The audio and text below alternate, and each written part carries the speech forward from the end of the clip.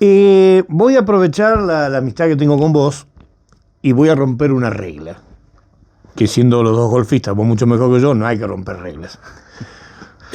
Vos tenés un contrato suculento con nosotros para hablar de las personalidades de la política internacional. Pero como nuevamente ha surgido un problema con Dazo, y hablamos con la presidenta de la Sociedad de Fomento hace 10 minutos, la concreción fue en tu mandato como presidente del consorcio. No es mi intención que te pelees con nadie, ni que digas nada que vos no quieras decir. Pero a vos te sorprende lo que está pasando. Porque en definitiva, la primera plata que surge es en tu presidencia, en conjunto con la municipalidad. Sí, por supuesto que me sorprende, porque te diría que es la única obra de asfalto de la ciudad que tiene problemas. Lo que me resulta es llamativo, por lo menos. Ajá. Esta es una obra que se hizo dentro del plan UAI 2020, que impulsamos desde el Consorcio de Gestión del Puerto en mi gestión.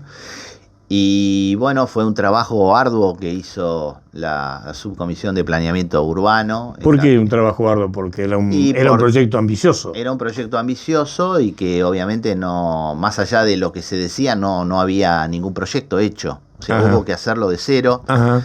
Y aprovecho para destacar también el apoyo de los ingenieros de DAU que colaboraron para ese proyecto y finalmente se pudo hacer.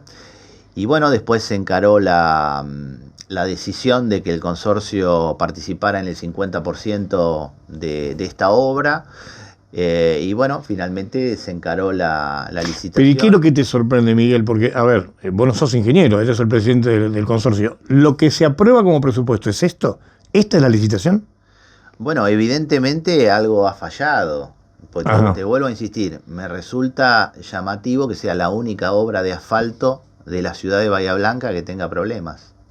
Y yo te puedo asegurar que la licitación se hizo con una transparencia que vos sabés que es lo que caracterizó mi gestión en el puerto.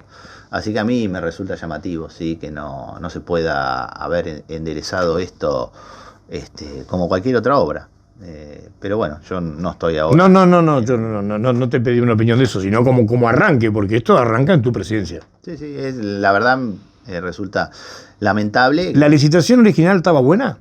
No, la licitación original le dimos de baja porque se había ido totalmente de presupuesto y también eso me resultó a mí llamativo, así que en esas circunstancias nosotros no avalamos desde el puerto esa primer licitación que tenía un presupuesto de 140 millones y la más baja de las ofertas era 220 millones. Tengo muy fresco los números, así que nosotros no avalamos esa... ¿Y cuál se termina firmando? ¿En qué plata? Después la ganadora anduvo en 138 millones, cuando se hizo por segunda vez. Así que, bueno, la verdad... ¿En tu presidencia ya se había sacado el puente? Sí, claro, sí. Sí, ¿El peatonal ya no estaba en tu presidencia? No. ¿No iba al peatonal? No iba el puente peatonal, fue una decisión que se tomó a posteriori. Y bueno, lamentablemente todavía la obra no está terminada y es una lástima. Es una lástima. Bueno, ¿de qué vamos a hablar hoy? Sorpréndeme, a ver, ¿de qué vamos a hablar? Me sacaste de tema. No, pero ¿cómo no te sacas de tema si ayer entró una nota que la tenemos en exclusiva en la municipalidad y acaba de hablar María Teresa Bemas? Y digo, a ver, el que puso la primera plata, porque vos la pusiste antes de arrancar. Obviamente. Cuando digo vos, hablo del puerto. Por supuesto. Un saludo a María Teresa. A María Teresa, una genia. Te está escuchando. Una genia, le mando un beso grande. Bueno, vayamos a esto. Nosotros... Acabo de confirmar que Scioli puede estar en la lista de un peronismo que va a tener internas. Los de Cambiemos también van a tener internas, ¿no? Obviamente, supongo. Es lo que corresponde. Es democrático. Es democrático. Bueno, acá, nada, la idea de este segmento era hablar sobre hombres de Estado. Está muy bien. Crónicas de estadista. Salir un poco del barro de la política argentina y dar algún ejemplo de cómo en otros países pudieron salir de crisis importante. El brasileño me gustó el del otro día. Sí, Juscelino Kubitschek, habíamos quedado en que de todas estas... El alemán medio frío, el que trajiste en el primer micro medio friolento, como buen alemán que es, ¿no? Adenauer, que casualmente fue el artífice del milagro alemán, y el otro día el economista Stiglitz dijo que la Argentina había tenido un milagro económico. Sí, me acuerdo. Pasado. Sí. Bueno, ¿Y a quién traes hoy? Hoy te traigo una personalidad mundial que pasó de preso a presidente de un país. Bueno, porque el brasileño es de casi no tener para comer, Exacto. de comprarse su primera zapatilla a los 12 años. Y llegó a la presidencia. Y llegó a la presidencia. Y este también arrancó pobre. ¿De quién hablamos? De Nelson Mandela. Nelson Mandela. Nelson Mandela. Este más conocido. Más conocido, una personalidad mundial. Nació en un día Capicúa, 18 de julio de 1918, Ajá. en Mvezo, se llama la ciudad, en Sudáfrica. Se casó 3 veces, tuvo 6 hijos y falleció en diciembre del 2013 en Johannesburgo. Sí. Y tiene que ver un poco con la lección que nosotros podemos extraer de él, porque él reconcilió un país no de una grieta, de un grietón, que es el famoso apartheid. Ajá. Y la crisis del racismo que tenía Sudáfrica entre blancos y negros, que fue... ¿Cuántos años fue, Miguel, eso? Y siempre. Décadas, casi. El negro negro y el blanco blanco. Exactamente. Entonces, bueno, los negros no tenían derecho a voto, los negros estaban todas las leyes raciales, que no podían asistir a ciertos colegios, a ciertos hospitales, no podían subir a los colectivos. Bueno, todo un sinnúmero de legislación. Podemos hablar, vos que sos muy instruido, podemos hablar que en la historia de la humanidad fue el lugar donde más discriminación racial hubo. ¿Más que Estados Unidos? Sí, diría que sí, porque acá tenían leyes que convalidaban todas estas atrocidades, en Estados Unidos también, pero no la dimensión que tomó esto, que siguió en el tiempo. Claro. En Estados Unidos, allá por los 60, ya esto había de alguna manera aminorado, pero en Sudáfrica no, siguió hasta que Mandela de alguna manera reconcilió al país a través ¿Qué tuvo que hacer Mandela? ¿Qué tuvo que hacer Mandela? Y Mandela, la estrategia estuvo vinculada al factor humano y al deporte. Ajá. Increíblemente. Una de las banderas contra el apartheid sí. era prohibirles al seleccionado de rugby de Sudáfrica que pudiera jugar en cualquier lugar del mundo. El deporte de los blancos en Sudáfrica era el rugby, es el rugby. Es el rugby. Y entonces una de las formas de ponerse en contra del régimen blanco racista era jorobarlos a los blancos para que no pudieran jugar en ninguna parte del mundo, cosa que ocurrió. Los Springboks, los famosos Springboks, no pudieron jugar al rugby en el exterior durante muchos años. Ajá. Y bueno, eso generó toda una cuestión y Mandela vio una oportunidad para la reconciliación a través del deporte y a través del rugby. Y bueno, es famoso el libro de John Carlin, que se llama Factor Humano, donde relata un poco esta estrategia que parece... podía salir mal, ¿no? Por supuesto que podía salir mal, pero Mandela tenía un talante de gran hombre que pues lo pudo todo. Reconciliar a un país. ¿Qué edad tenía cuando arrancó con esos objetivos? Y Mandela asumió la presidencia a los 75 años. Recordemos que estuvo 27 años preso. Sí, sí. En la prisión de Robben Island, en una isla ahí cercana al continente. Y bueno, finalmente empezó las tratativas con un primer presidente de Sudáfrica, que era Peter Botha, un racista, pero con todas las letras, sí, sí. Un blanco racista con todas las letras, que finalmente tiene un problema de salud y él termina las negociaciones con Frédéric de Klerk, que fue el segundo presidente, con quien ya se entendió, definieron hacer unas elecciones libres en el año 94, que finalmente arrasa Mandela en esas elecciones, y finalmente tiene un gesto de grandeza porque acepta integrar un gobierno de coalición nacional con el propio de Klerk de vicepresidente. Ahora, contame cómo logró, siendo negro, que lo apoyaran los blancos.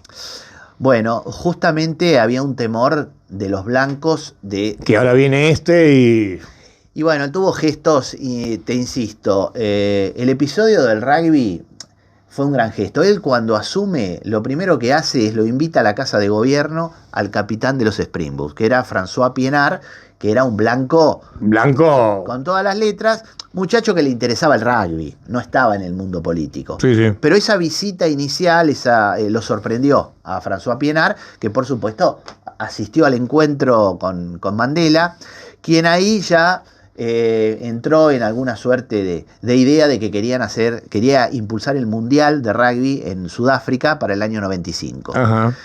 Bueno, eso fue muy sorpresivo para el grupo de los blancos, conjuntamente con otras actitudes que tuvo, como cuando llegó el primer día a la Casa de Gobierno después de ser electo presidente y estaban todos los empleados blancos con su cajita, con sus cosas personales para esperar que los echaran. Ajá. Y Mandela les dijo que no, que quería que se queden a trabajar con él, que ellos eran los que conocían el manejo burocrático del Estado. Y bueno, finalmente se quedaron. De esas anécdotas tiene múltiples Mandela. La cuestión es que él puso foco a la reconciliación nacional y el deporte y el rugby fue un factor. Por supuesto que sus socios del Congreso Nacional Africano de tantos años de lucha Sí. no entendían nada. ¿Cómo? Habíamos estado en contra de este equipo de rugby y ahora lo tenemos que apoyar. Y bueno, eso fue todo un tema para... Pero ¿cuál fue la estrategia? Es decir, ¿qué es lo que vio Mandela? Y Mandela vio que era una forma de asociarse, amigarse con los blancos que veían en este deporte algo importante. Y bueno, los convenció primero a sus laderos, que por supuesto... Estaban en contra de los blancos. Por supuesto, seguían envenenados, rencorosos, había habido muertes de todo tipo y color, entonces imagínate en ese contexto. Y él, un día, en un mensaje que da, dice algo así: si yo los perdoné, que estuve 27 años preso, de ahí para abajo... Se lo tienen que fumar todos. Exacto. Y bueno, y se hace el Mundial. ¿Él por qué cae preso? Bueno, justamente por oponerse a las leyes raciales. Ajá. Era un detractor, obviamente, justificadamente, de todo eso, y lo terminaron condenando... no a muerte, que podría haber sido una variante legal de ese momento, sino a cadena perpetua. Y él está preso todo este tiempo que te digo, ¿no? En la isla Robben Island, después lo van cambiando de prisiones ya al final. Y bueno, entonces se organiza el Mundial y él tiene unos gestos maravillosos como ir a visitar el entrenamiento antes de que empiece el Mundial. Recordemos que ese equipo tenía 14 blancos y un negro, que Es era cierto. Chester Williams. Que fue ícono, y el eslogan de ese mundial fue un equipo, un país. O sea, había un trasfondo político detrás de eso. Bueno, finalmente conocés la historia, se juega el mundial, sí. El último partido les toca jugar con los All Blacks, iban de punto, y él le había pedido antes del partido, una hora o 2 horas antes, que le traigan una camiseta con el número 6 del capitán, François Pienaar. Él ya tenía la gorra que le habían regalado, los Springboks, así que se va al vestuario. El presidente de la nación, Nelson Mandela, se va al vestuario de los Springboks antes de empezar el partido y les hace una arenga. Le dice que estaba en juego el destino del país. ¡Mamita! Y bueno, imagínate lo que significó para esos jugadores salir a jugar nada menos que con el apoyo del presidente, que se presentaba en el vestuario con la camiseta del capitán y la gorra. Y bueno, cuando salió al palco fue una ovación increíble. Y bueno, y él había pedido que se toquen los 2 himnos, el himno de los negros y el himno de los blancos. Ajá. Y los Springboks, a través del head coach, que era otro gran jugador, Morné Duplessis, que había sido el capitán de la época del racismo, sí. Les enseña a cantar el himno de los negros. A los blancos. A los blancos, a los jugadores blancos. Cosa que aprenden y lo hacen en cada uno de los partidos. ¿El himno negro en qué ámbito se tocaba? Oficialmente a partir de la asunción de Mandela. Ah, correcto. Y los negros lo tocaban, lo cantaban, siempre era su canción. Sí. De protesta, digamos. De protesta. Y bueno, se cantan los 2 himnos en un estadio que el 80% eran blancos. Seguro. Pero se logra una química especial a través de todo este episodio y realmente logra la reconciliación o logra una unión importante, y por eso Mandela es lo que fue, ¿no?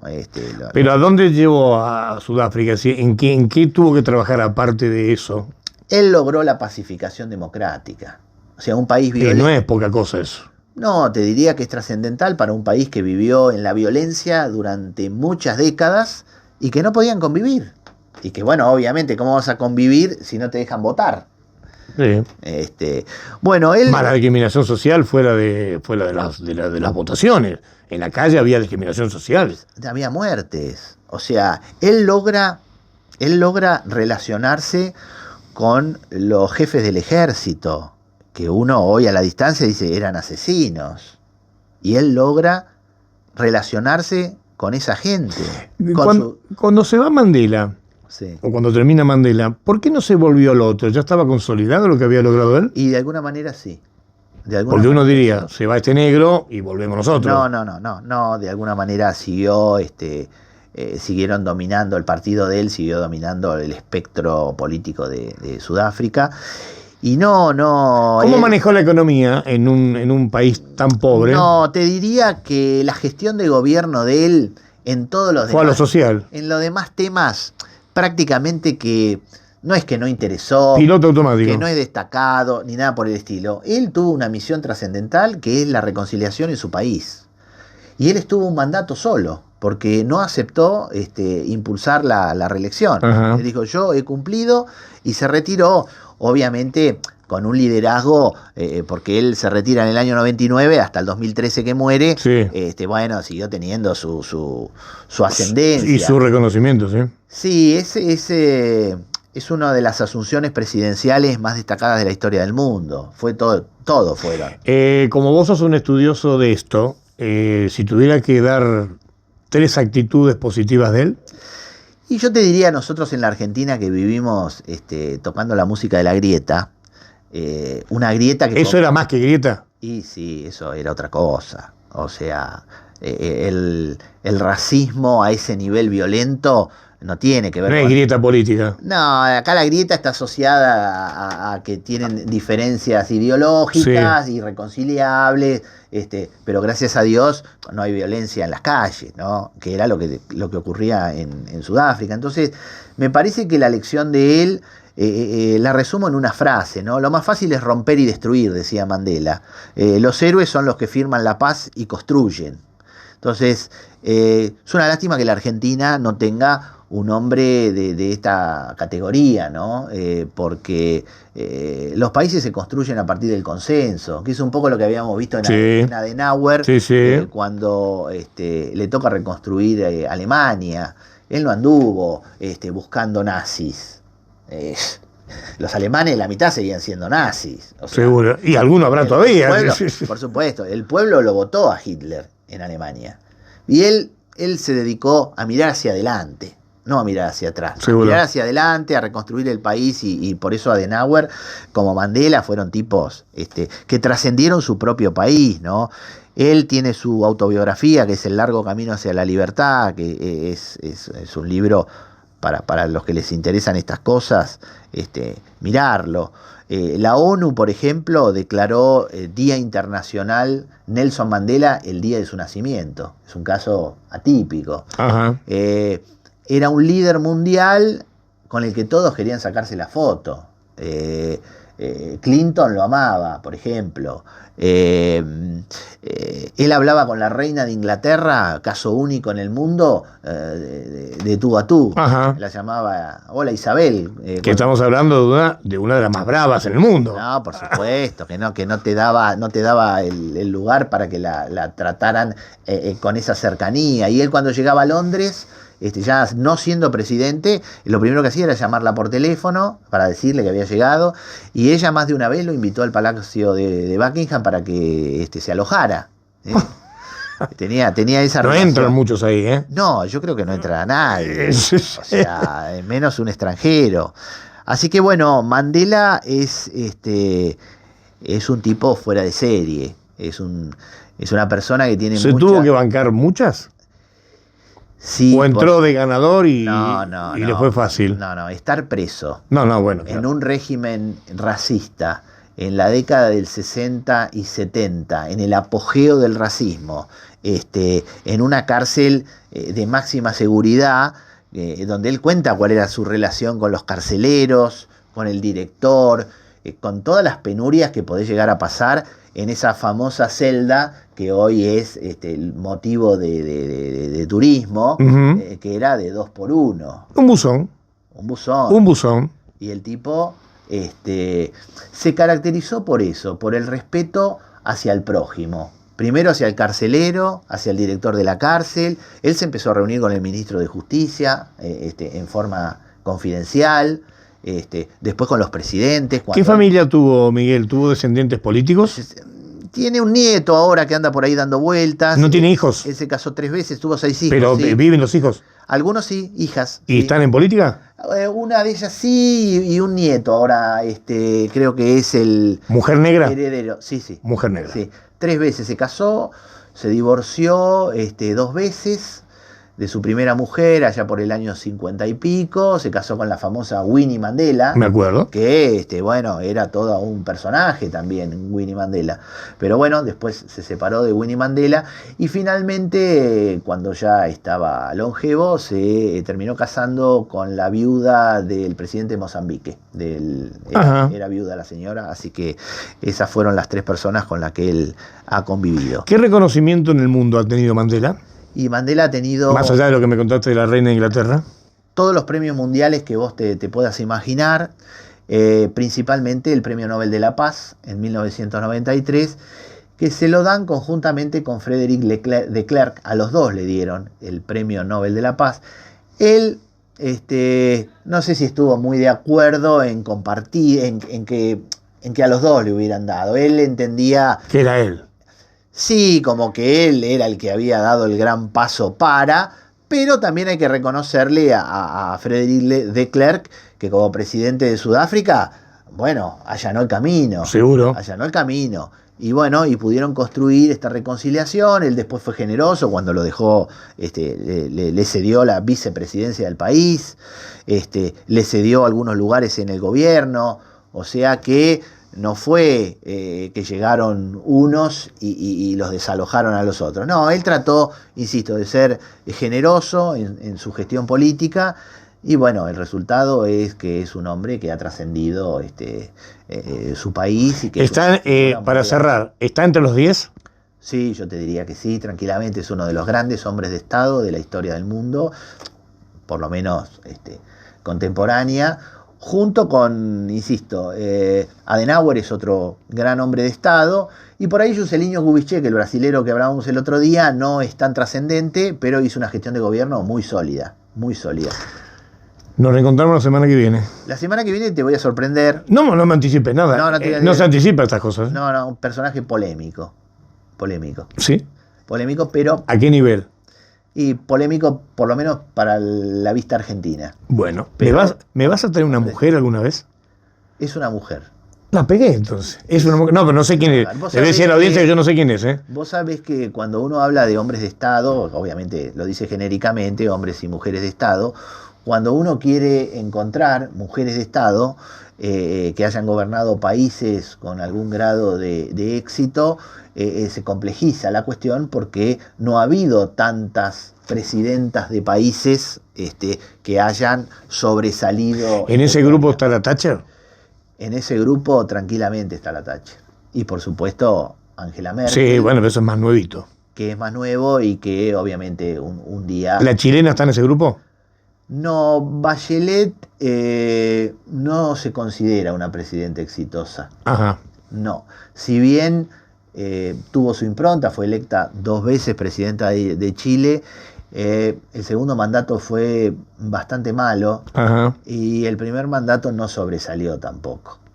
O sea... Es decir, no está en ese grupo. No, yo... Desde tu punto de vista, sí. Esto es opinable, ¿no? Obviamente.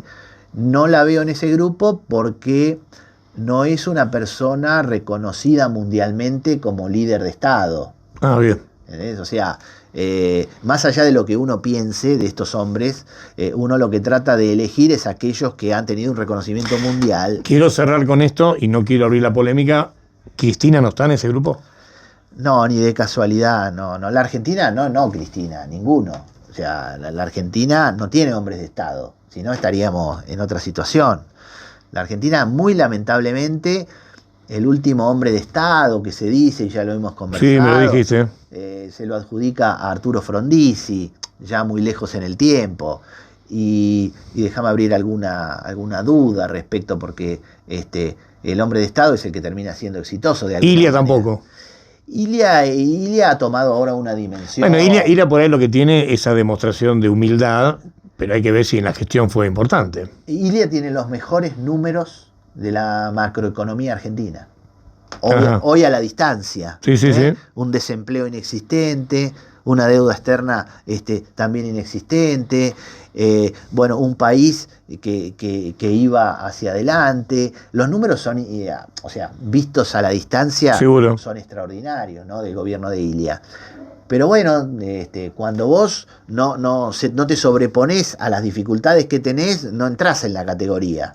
O sea, Mandela entra en la categoría porque se sobrepuso a lo que le pasó. Adenauer reconstruyó un país desde las ruinas. O Kubitschek, que reimpulsó a Brasil a categoría de país de primer nivel, ¿no? Con su política desarrollista. Entonces, terminan con éxito. Entonces, lo de Frondizi es trunco. ¿Por qué? Porque un golpe militar lo sacó del gobierno y él no supo manejar la situación para abortar ese tema. Lo mismo que Ilia. Ilia tampoco, lamentablemente. Se lo llevaron puesto. Una pena histórica, porque Ilia es un gran presidente de la Argentina. Sorprendeme la semana que viene. Sí, te voy a sorprender. Que la pases bien. Buen fin de.